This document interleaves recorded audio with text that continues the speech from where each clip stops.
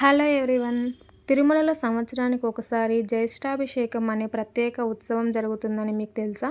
ఈ ఉత్సవాన్ని తిరుమలలో ప్రతి సంవత్సరం జ్యేష్ఠ మాసంలో నిర్వహిస్తారు. ఈ ఉత్సవం వెంకటేశ్వర స్వామి ఉత్సవమూర్తి అయిన మలయప్ప స్వామికి జరుగుతుంది. ఈ ఉత్సవం మొత్తం 3 రోజుల పాటు జరుగుతుంది. ఇందులో భాగంగా మొదటి రోజు స్వామివారికి ఉండే బంగారు కవచం తొలగించి పాలు, పెరుగు, చందనం వంటి ద్రవ్యాలతో అభిషేకం చేస్తారు. రెండవ రోజు ముత్యాల కవచం ధరింపజేస్తారు. మూడవ రోజు వజ్ర కవచం ధరింపజేస్తారు. మూడవ రోజు భక్తులు ఎక్కువ సంఖ్యలో స్వామివారిని దర్శించుకోవడానికి వస్తారు. 2026 సంవత్సరానికి గాను జ్యేష్ఠాభిషేకం జూన్ నెలలో 26, 27, 28 తారీఖులలో జరుగుతుంది.